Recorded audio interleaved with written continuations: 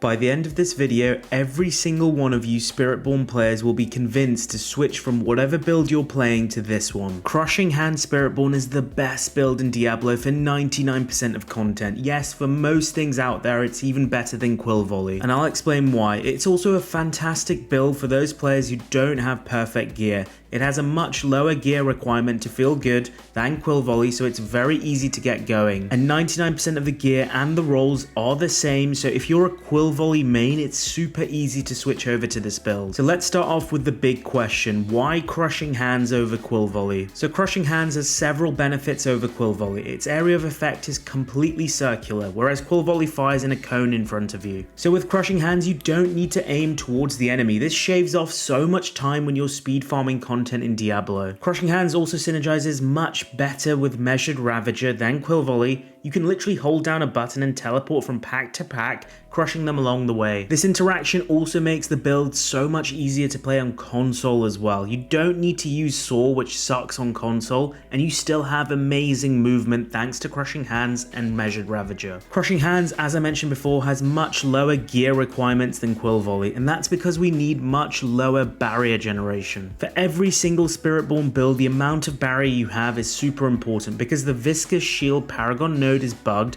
and scales off your base HP. I've talked about this in more detail in my previous endgame Quill Volley video, so click on that if you want to know more about this interaction. The TLDR is that for every 12 HP we have as a barrier, we gain 1% multiplicative damage. So therefore we want to maximize our HP and have 100% barrier, which is the cap. With the Quill Volley build, you aim for 122.3% barrier generation. That's what is required to scale a 45% barrier from the Q rune to 100%. But with Crushing Hands, it's much lower. And that's because we have an additional source of barrier.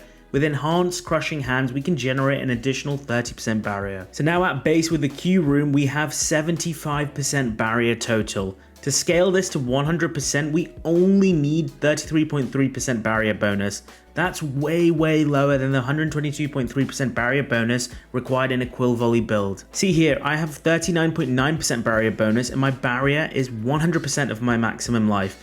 If I take off my pants, now my barrier bonus is only 24% and the barrier I generate is lower than my maximum life.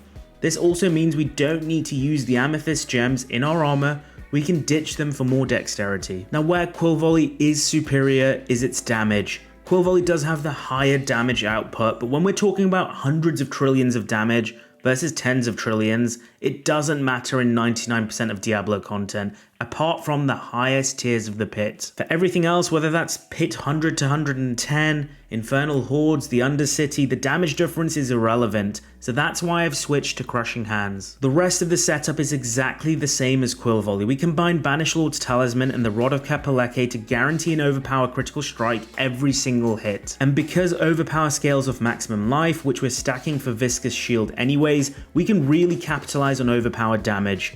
Most people assume that you need 275 vigor to make it guarantee an overpower hit, but Crushing Hands base resource cost, 33 resource, is actually used in the calculation, so to make it work, you need only 242 resource for the build. With our Paragon setup, our skill tree, and maybe an elixir, this becomes very easy to obtain.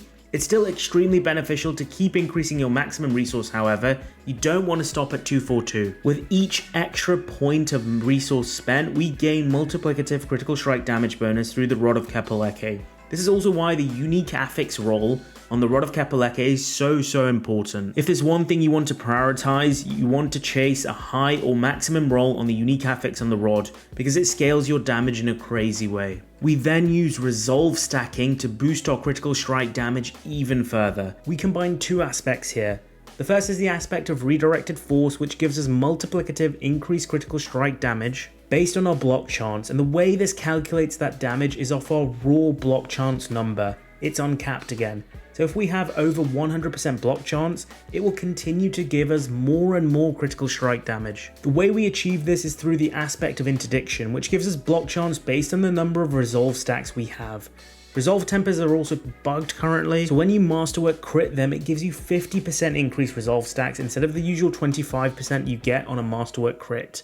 So with 3 masterwork crits, you can have 13 increased resolve stacks per item. Finally, we double dip all of these mechanics with the Jaguar Spirit, which basically stacks all these multipliers again to produce those massive big white numbers you see. So with the key mechanics out of the way, let's go over the skill tree we're using. I've put 1 point into Rock Splitter and 1 point into Enhanced Rock Splitter because we need 2 points to unlock the next portion of our skill tree. Then put 5 points into Crushing Hands, 1 into Enhanced and 1 into Rampant Crushing Hands. I've then put 3 points into Follow Through because Kapaleke makes our Crushing Hands behave as a basic attack. 3 points into Vigorous, which helps with Vigor generation, which is super important because we want to have enough Vigor generation to keep proccing Banished Lord's Talisman. 3 points into Balance Exertion for more damage. Put 1 point into Mirage so you can put 3 points into Unrestrained Power. We are running the secondary Gorilla Spirit, so we have 100% unstoppable uptime. So this is a constant multiplicative damage boost. Put 1 point into Focal Point so we can put 3 points into Apex for even more damage. Put 1 point into Ravager, 1 into Enhance and 1 into Measured Ravager for more Vigor generation. Then put 1 point into Endurance so we can put 3 points into Perseverance. Put 5 points into Armored Hide, 1 into Enhanced Armored Hide and 1 into Reinforced Armored Hide. We'll always have maximum resolve stacks thanks to Enhanced Armored Hide. We then put 1 point into Counterattack, 1 into Counterattack Enhancement and 1 into Reinforced Counterattack. You'll see on my skill bar I don't have Counterattack.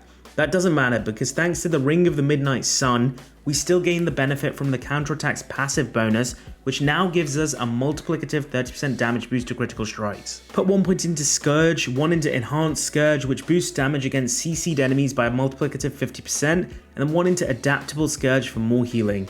If you're struggling with Vigor generation for 100% overpowers, then you can put that point into Reinforced Scourge instead. Put 3 points into Resilient and 3 points into Dominant. 3 points into Potent and 3 points into Furnace. Remember, with the Jaguar Spirit, all our skills are Jaguar skills, so we benefit from these nodes now. Put 3 points into Resolution, 3 points into Spiritual Attunement to boost our base Vigor, and 3 points into Supremacy for more damage after using our ultimate. Put 1 point into the Hunter, 1 into Harmonious and Exalted Hunter. The Hunter makes us delete injured enemies. Honestly, against bosses, you'll notice you delete the lower 1/3 of their health. Our key passive is Prodigy's Tempo. This reduces our cooldowns every time we spam Crushing Hands, because thanks to Kapaleke, our Crushing Hands is a basic attack. This allows us to keep up all our cooldowns and our ultimates at all times for maximum damage. In terms of gear, for my helmet, I'm running the Harlequin Crest. This is a great mythic to use. It has tons of maximum life and maximum resource, which will boost your damage output. Also, with the cooldown reduction, you can really spam your abilities constantly, which makes it a great jack of all trades option, especially when you're looking to speed farm. If you do want to maximize damage output, then you'll want a legendary helmet with the apprehension aspect, with maximum life greater affix with tempering for resolve stacks as well. I've been super unlucky in hitting those resolve stack masterwork crits, and I keep running out of mats, so honestly the Harlequin Crest is more than good enough. For your chest piece, you want the Shroud of False Death. The +1 it provides to all passives gives you so many multiplicative damage bonuses that it ends up doubling or even tripling your damage output. The increase in life is also great for both damage and survivability. For your gloves, you want greater affix on maximum life, then you want attack speed and ranks to Crushing Hands or core skills. Temper for barrier generation and overpowered damage. Aim for your masterworks to hit ranks to Crushing Hands or core skills. Your aspect here is the aspect of Moonrise. For your pants, you want maximum life greater affix, dexterity, and then ranks to basic skills instead of armor here. I'm still using a lot of my gear from my Quill Volley build. You don't need as much barrier generation in this build, so you temper for vortex size and maximum resolve stacks. Aim for your masterwork crits to all hit resolve stacks. Here you want the aspect of interdiction. For your boots, again you want maximum life greater affix, movement speed, and then dexterity. Temper for vortex size and movement speed. Aim for your masterwork crits to all hit maximum life.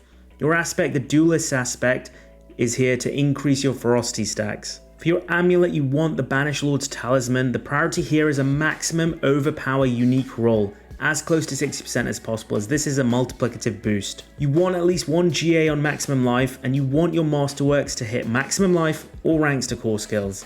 We also use the unique ring, the Midnight Sun. Here the priority is to have as close to maximum roll as possible, because this triggers the majority of our vigor generation. Our legendary ring has the aspect of redirected force. You want your GA to be on attack speed here, but a maximum life greater affix isn't too bad either. Temper for resource cost reduction and overpower damage. For your weapon, you want the Rod of Kapaleke, and the main thing to chase here is as close to 3% roll as possible. You want your greater affix to be on maximum resource at the minimum so you can hit that vigor threshold easier. Aim for your masterworks to hit maximum resource, or chance for core skills to hit twice isn't bad either. In terms of gems and runes, so we can socket emeralds which give us more dexterity on our armor, diamonds on our jewelry for more all resist, and then for our runes we use the Pock and Q rune so we can constantly get barrier, and then we use the Zol and Zal runes so we can constantly get a nice 20% maximum life buff, which significantly boosts our barrier and therefore our damage. For your spirit hull, you want the Jaguar as your main spirit and Gorilla as secondary spirit. Let's go over the Paragon board. On the initial starter board, I placed the Spirit Glyph first. Make sure to pick up these maximum life nodes here as well. Then go up and get the Sapping board.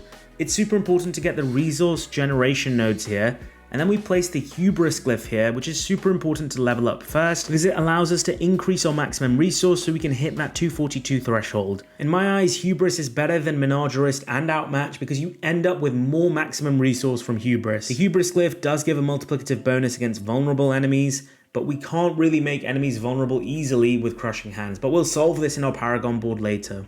Make sure to pick up all these maximum resource nodes, they're all super important. Then we go across and get the Revealing Legendary node. Again, make sure to pick up these maximum life nodes. We then put the Exploit Glyph here, which allows us to make enemies vulnerable. And now we can benefit from all those vulnerable damage bonuses. Then go across and get the all-important Viscous Shield Legendary node. On this board, it's important we pick up all the barrier generation nodes. Here I place the Headhunter Glyph. Finally go down and get the Drive Legendary node and place the Colossal Glyph here. The Colossal Glyph not only gives us gorilla damage, but it gives us a stacking multiplicative damage bonus based on our resolve stacks, which with this build synergizes perfectly. Make sure to get all these maximum life nodes here as well. So there you have it, the final Crushing Hands Spiritborn build. My favorite Spiritborn build yet. It's just so much faster and smoother than Quill Volley. And for any controller or console mains out there, this build just plays so much better in my eyes. If you enjoyed what I talked about today, remember to smash the like button and subscribe to the channel for more Diablo builds as we get deeper into Vessel of Hatred. I'm Mr. Ronnet, and that's it for today. Peace out, guys.